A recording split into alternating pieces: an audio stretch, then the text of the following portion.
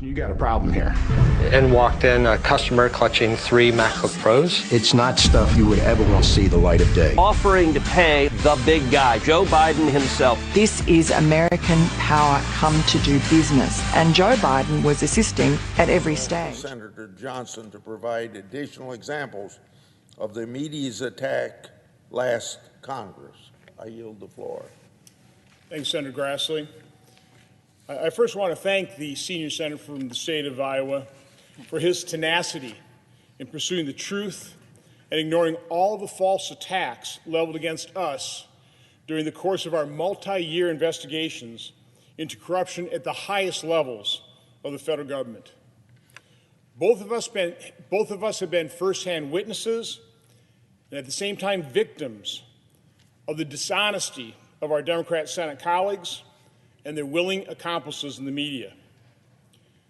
When it comes to our investigation into the vast web of foreign financial entanglements of the Biden family, those attacks have had one goal in mind: to cover up the extent to which President Biden might be, and almost certainly is, compromised.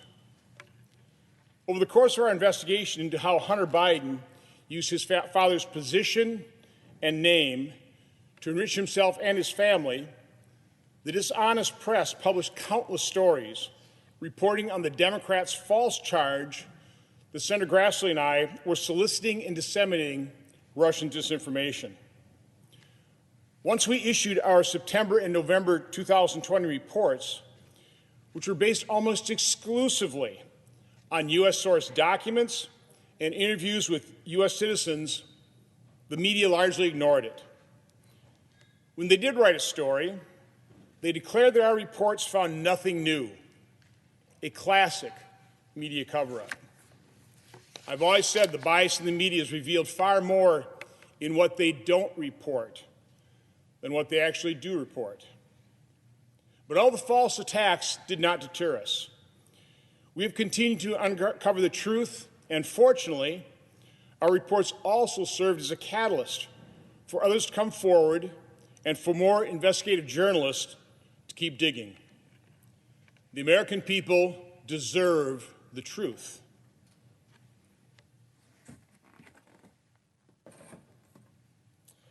That's why we're presenting additional evidence today and over the next few days.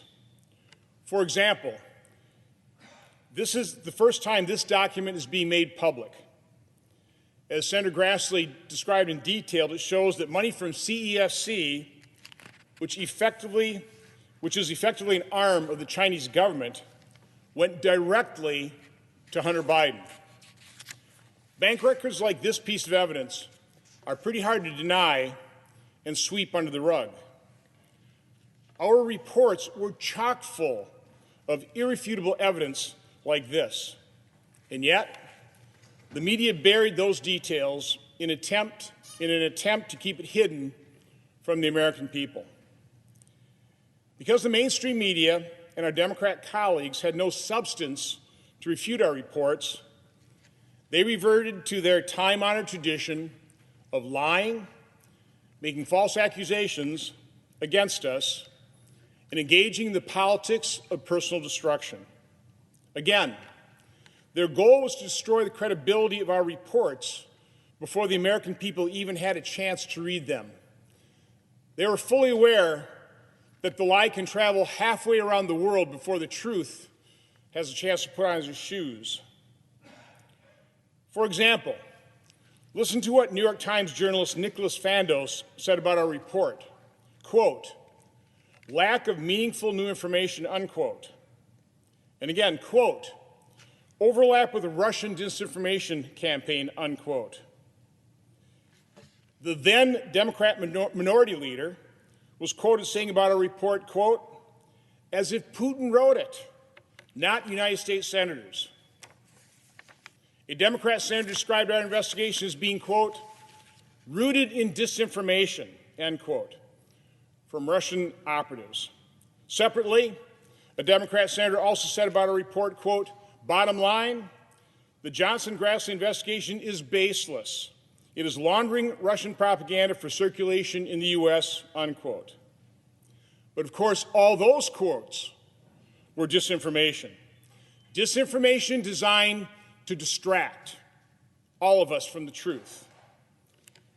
As Senator Grassley reiterated, our reports were based almost exclusively on government records from the Obama administration and transcribed interviews of government officials. So, how did the Democrats and the liberal media allies carry out this false attack on us? We describe part of what they did in Section 10 of our September 2020 report. Their disinformation and smear campaign against us in our reports was extensive, but in the interest of time, I'll give you a shorter Cliff Notes version.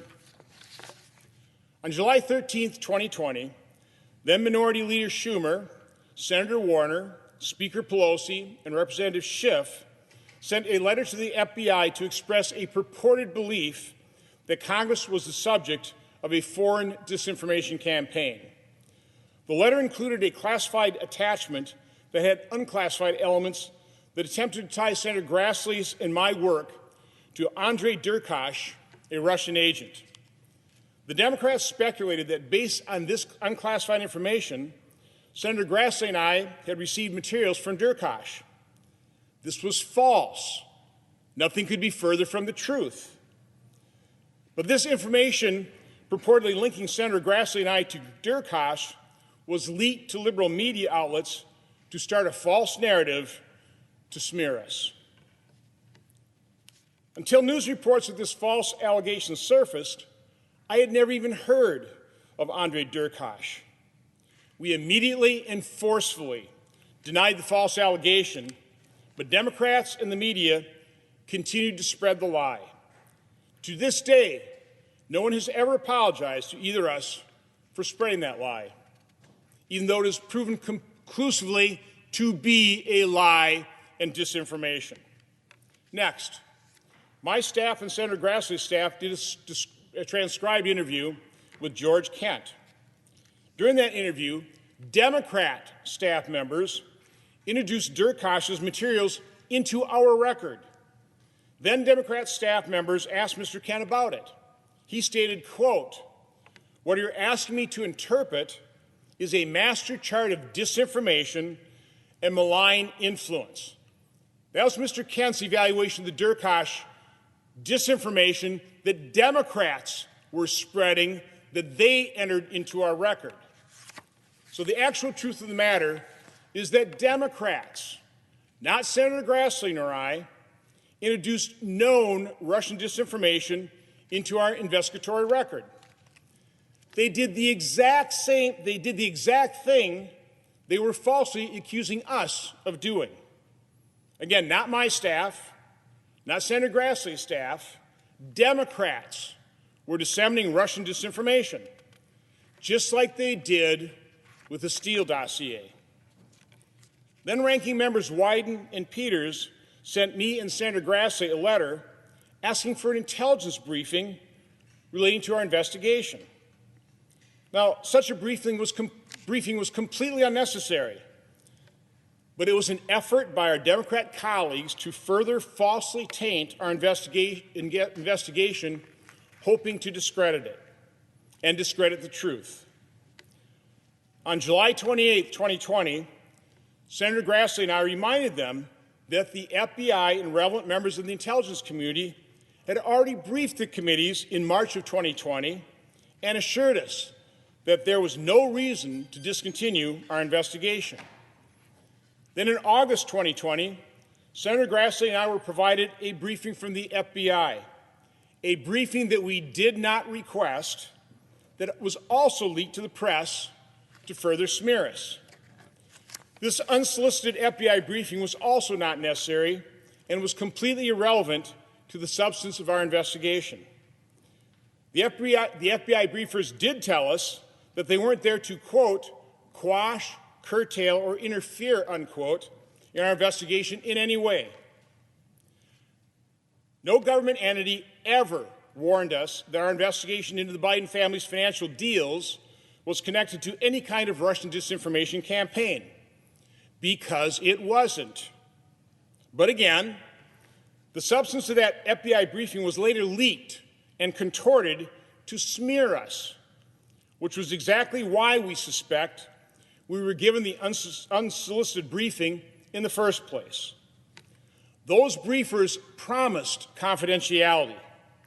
Clearly, that confidentiality was breached and resulted in another smear operation on Senator Grassley and I to deflect allegations of corruption and conflict of interest that could compromise a President Biden. To date, we do not know who all was involved in this smear campaign. But even after repeated requests, Director Wray and Director Haynes have refused to come in and fully explain who requested and directed this briefing and why it was provided. I think we know why it was provided. So to review, senior Democrats and liberal media cooperated to smear me and Senator Grassley with false accusations of receiving and spreading Russian disinformation. They created documents, leaked them, asked for briefings, and then leaked those too.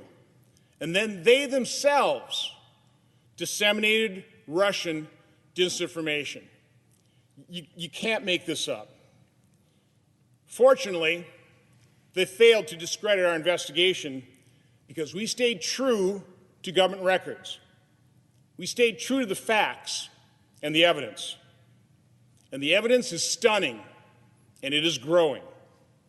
Over the next few days, Senator Grassley and I will come to the floor to present additional evidence that has not yet been made public. These records show extensive connections between the Biden family and elements of the communist Chinese regime. We're talking high-dollar transactions, some of which we've already highlighted in our September and November 2020 reports.